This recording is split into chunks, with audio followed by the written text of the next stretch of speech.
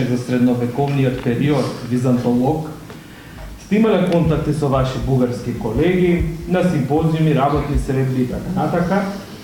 Каков е вашиот став? Беа ли успешни тие контакти? Што по правило треба да произлезе од нив? Колку се тие важни? Благодарам на поканата да учествувам во оваа дискусија. Моите контакти со колегите од Бугарија датираат од 1993 година, прв пат отидов на симпозиум во Софија. И од тога до сега имам плодна соработка со многу од моите колеги. И тогаш сме дискутирале за многу прашања кои што не спојуваат и прашања кои што не разделуваат. Интересна беше една констатација на еден мој колега, не ќам да му го кажам името овде, син на академик. Беше тогаш прашањето зошто Бугарија признава државата Македонија, а не ги признава македонците. Тој истакна дека ако Бугарија признае дека постојат македонци, во Бугарија ќе нема бугари.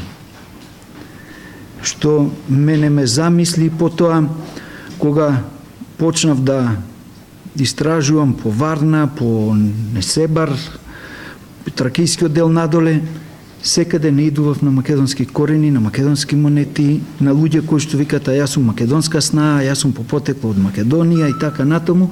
Луѓето слободно се изборуваат со нас. Но во јавноста тоа не смеат да го кажат. Истото и со пиринците. Има различни аршини. Доскоро Пиринска Македонија беше запустена, имаше само онај патот по Струмана кај Кулата надолу, другите патишта беа мизерија да не смеете да тргнете по нив.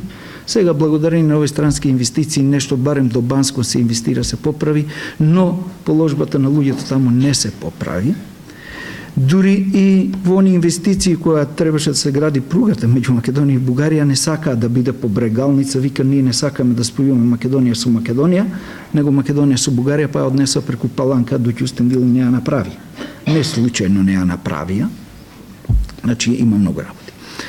Кога станува збор за добрососедски односи, јас од тоа би почнал.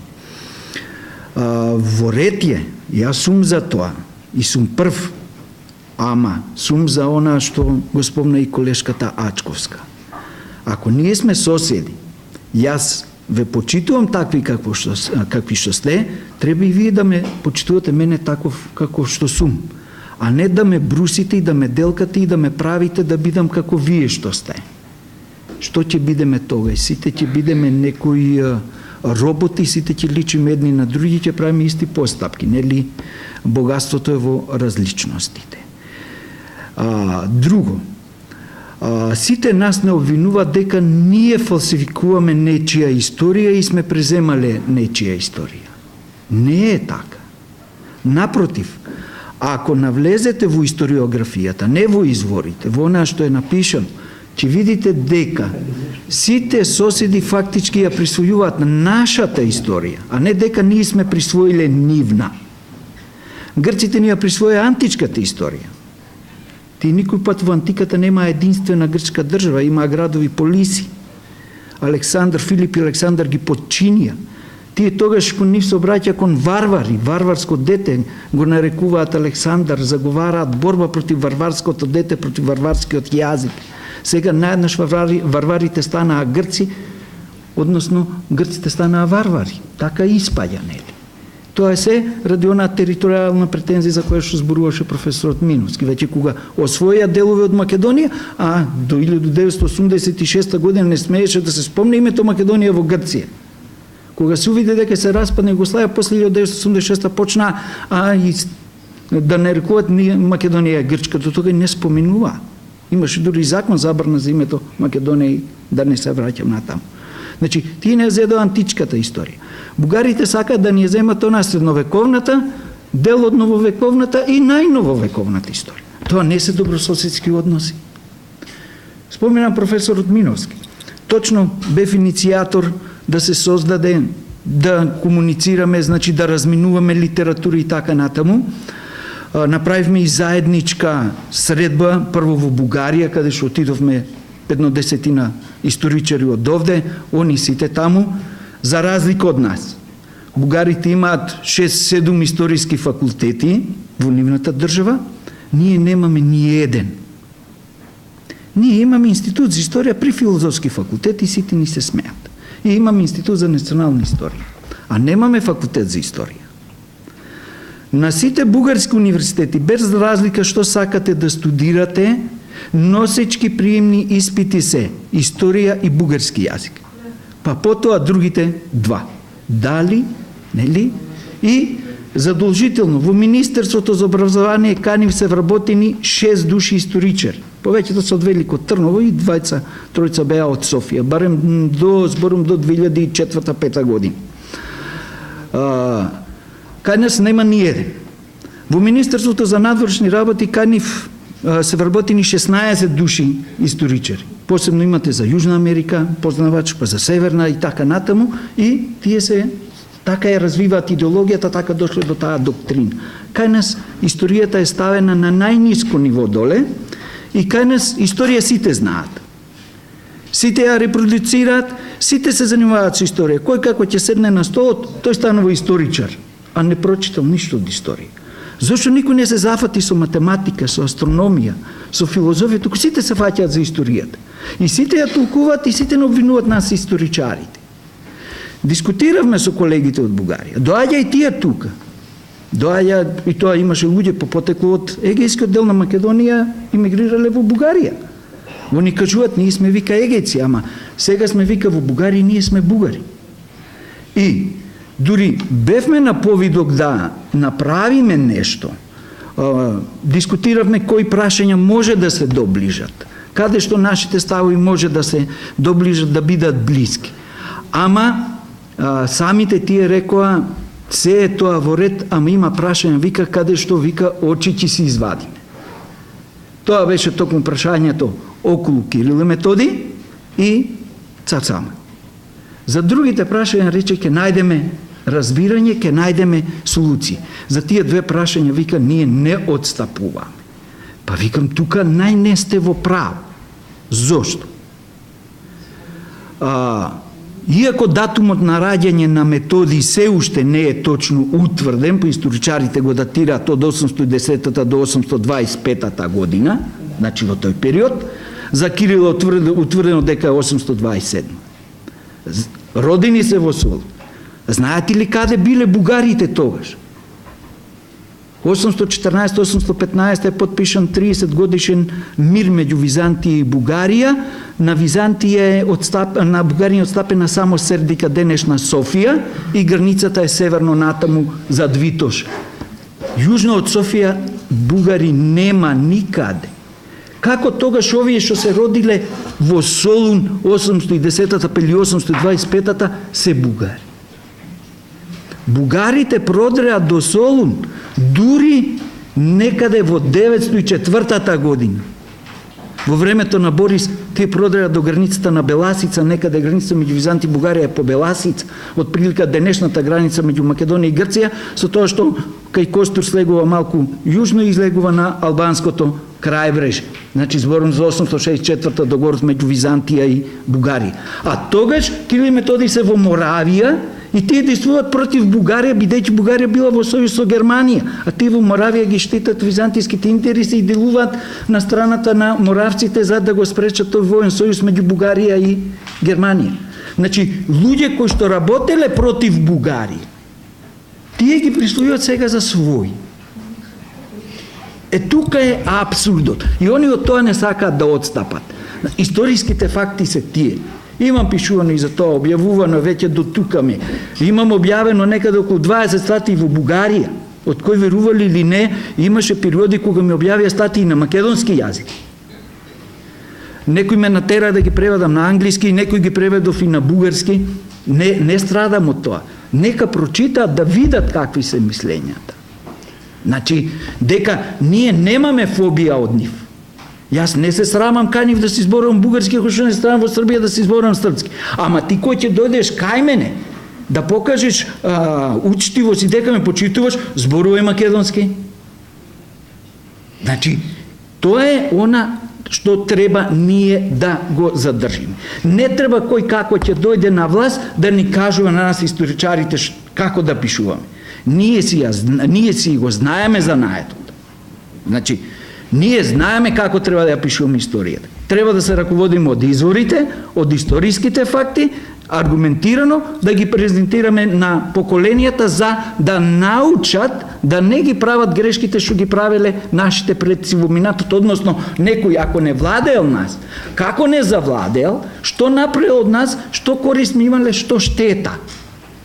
Кога тоа ќе го прифатат сите соседи дека ние не сме ги донеле тука, ние не ги убивме бугарските војници на Кајмакчелан, не ги ни поканивме да дојдат тука. Што е со македонските војници што загинаа од двете страни на тој фронт, зашто никој не ги споменува? Каде се тие? Ако правиш споменик на тие, дај ги тие ги кажи. Зошто за нив молчиш? Не можеш да ми бидеш добар сосед ако ти сакаш да ми го земеш дворот и куќата и мене да ме обезличиш. Европа многу добро знае која територија раздели 1912, бидејќи потомците на тие што го подпишаа договорот се денеска на власт и во Грција, па во голема мера и во Бугарија. И тие не може да признаат дека ја поделиле Македонија и да кажат да, ова е Македонија. Се уште Европа се плаши од сенката и од името на Македонија и додека не го сотри тоа, никој пат нема да не примат нити во Европска унија, нити во НАТО, а ние ко слепци тропаме на тие врати, мислам дека треба да завртиме грб натаму. Не сум политичар, зборувам од историски аспект. Професор Атанасов, на социјалните мрежи деновиве кружеше еден ваш став изнесен на научен собир 1000 години од смртта на цар Самуил, каде што вели во насловот цар Самуил не е бугарски цар, туку тој се отцепил од бугарската држава и верите дека бугарската наука немала секогаш единствен став по тоа прашање.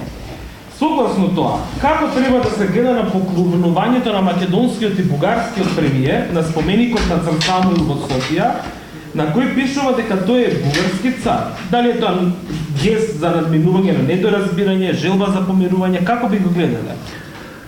Точно, тоа беше еден реферат изнесен во Ресен, бев поканет од еден мој студент Зоран Тански и од градоначалникот на Ресен, не се сеќам како се вика, се уште е градоначалник, Стрезовски, да, Битолченец по потекла во Ресен градоначалник, и тогаш бевме собрани некои 10 души таму, одржавме тркалезна маса, требаше да излезат материјалите во зборник, но јас се уште немам добиено зборник, не знам докаде е, но реферат со слична содржина, набргу потоа, тоа беше во септември во Ресен, во октомври одржавме во Струмица. Еве го зборникот, објавен е во Струмица, музеј на град Струмица, Васе Ѓоргиев беше тогаш директор, сега е, мислам, Рујак директор. Тие го објавија, овде имате поместено едно 30 реферати од видни и историчари и лингвисти, каде што се толкуваат баш за Самуиловата држава од воено-политички аспект и културен аспект. Значи, ако сакал, некој можел да го прочита, 2015 го објавија, сега сме веќе 2017, значи тоа е 2014 изнесен рефератот, веќе 2 години во јавноста го има. Ама, кај нас изгледа нашите повеќе им веруваат на другите историчари, а не на собствените. Некако повеќе милуваат да читаат другите како не негираат и, па така е, него да си ги прочитаат своите историчари. Поклонувањето пред споменикот на цар Самуил ги даде некои и двете слики на споменикот на цар Самуил во Софија и на споменикот во Скопје. Можете да забележите од самиот надпис на споменикот кој шири големо државна идеологија, дали ние или бугарите. На споменикот овде стои само цар Самуил, не стои ни македонски, ни бугарски, ни грчки, ни ништо. Само цар Самуил. Таму они го ставија цар бугарски. Не постои ни еден запис во историските извори каде што Самуил се нарекол бугарски цар. Постои еден надпис кој што е проблематичен, надгорната плоча од село Герман, раб Божји Самуил, што е нормално со христијанската идеологија. Никаде, Има некои подоцнежни хроники кои што фактички се од подоцнежно време, каде што согласно нели онај договор за меѓусебно признавање во 927 година меѓу Византија и Бугарија, кога го признаа бугарскиот цар Петар и кога ја признаа патриаршијата, бугарската патриаршија, и признаа територија во која што територија влегувала и Македонија, но влегувала и Албанија, и денешно Косово, и Србија граничеле со Хрватска, и Војводина горе Панонија граничеле со Германија и со Моравската држава. И византиците тоа си го именуваат како бугарска држава, како бугарска земја. Сиот народ за нив е бугари, не водат сметка кој како. Бидејќи такво е сваќањето на византиците. Тие се ромеи, римјани, а не го виделе Рим, потомци на римјаните. И они се припадници на таа држава и сиот народ е така. Има некои императори што си именуваат Сириец, Ерменец, имаме и македонска династија додуша 200 години што влади така натаму.